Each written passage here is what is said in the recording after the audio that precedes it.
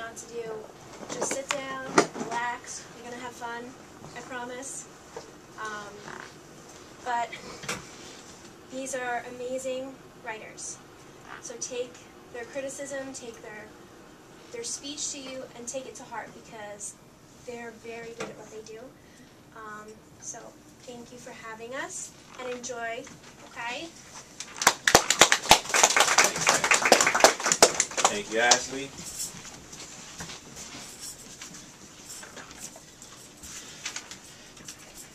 All right.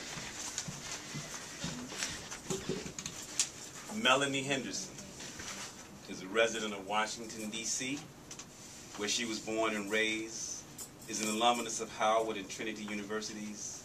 Prior to earning an MFA in creative writing from Lesley University in Cambridge, Mass., she studied poetry at the Voices Summer Writing Workshops in San Francisco.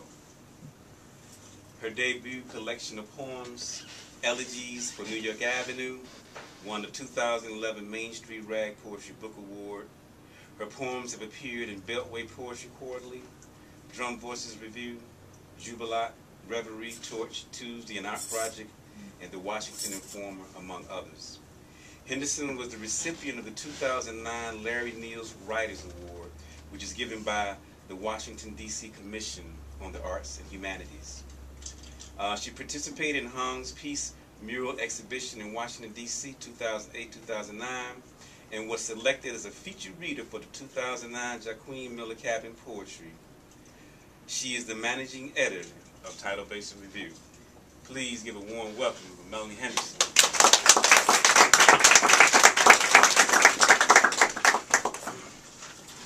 Good evening, everybody, and thank you for coming out and listening to my poetry and our poetry.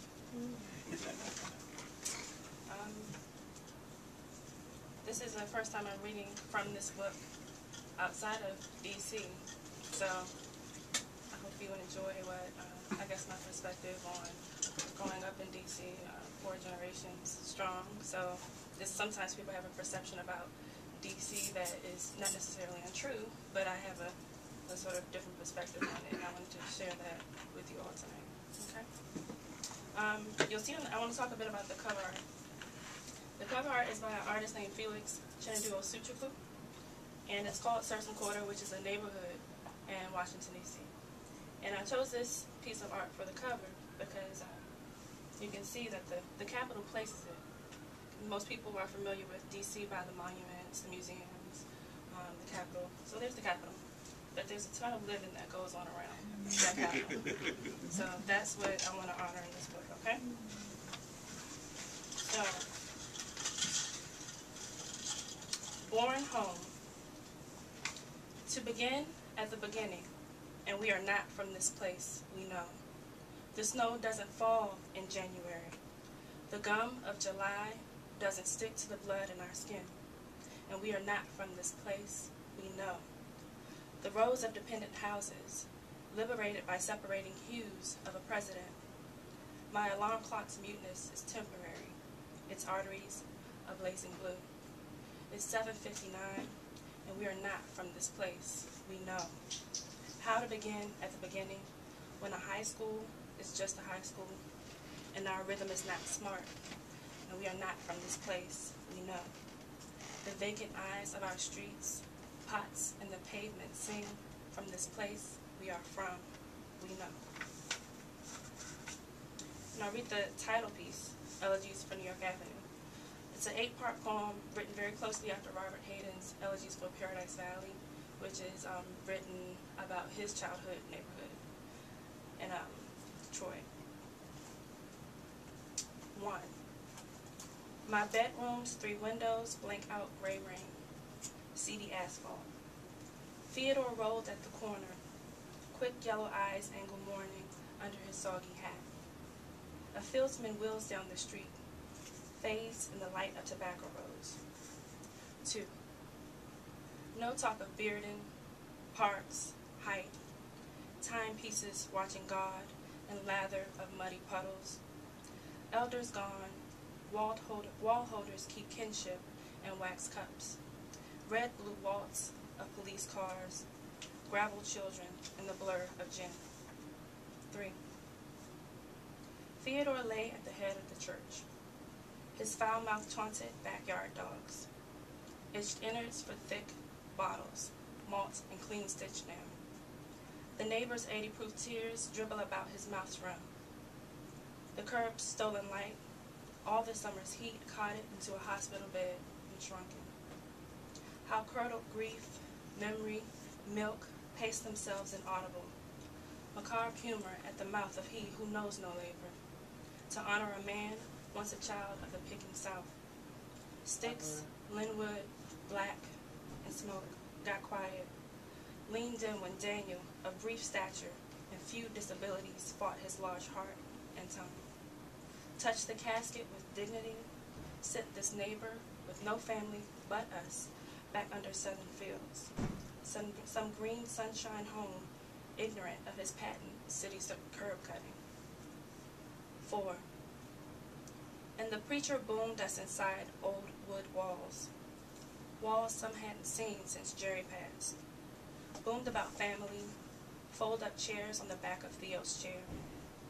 Neighbors, our family next door, some blood thick with chatter, pastel Easter Sundays, little girls with parted ponytails twisted into black shine, white lace. Burnt Avenue sun pressed on, black pebbles of after-school afternoons, and yelps of boys on the verge of Victrola, smack-talking themselves into men.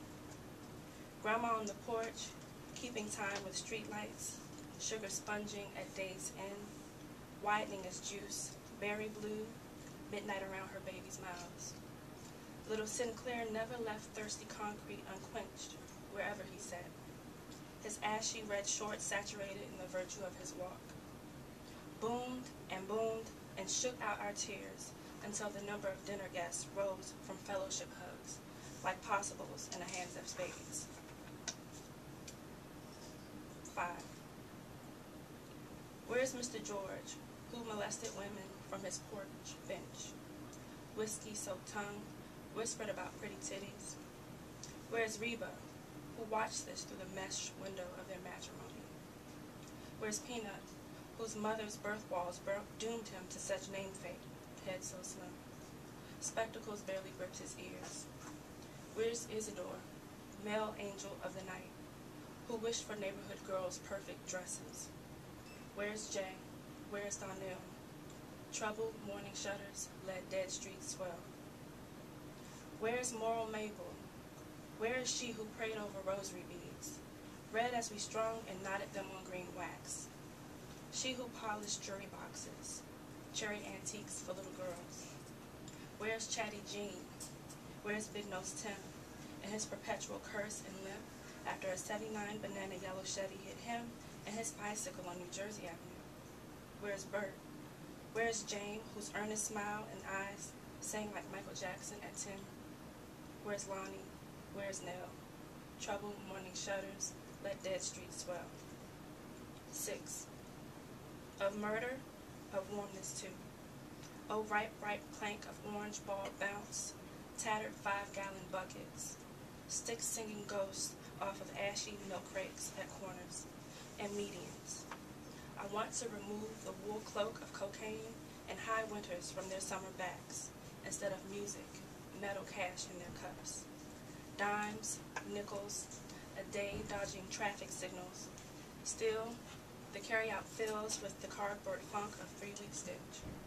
Mumbo sauce and fried chicken, coleslaw, reward. 7. Our parents turned up noses at Jews. Really stingy black folks, most not Jewish at all. Warned us of eating heavily floured chicken things in Chinatown. Some days I believed them. Unexpectedly, in the same month, Mama San dies. The O Street Market collapses under the white ice. Lay some black drop cloth over the neighborhood. The memory, whiff of livestock rolls under my nose like a heavy Cadillac. 8. Of murder, of warmness,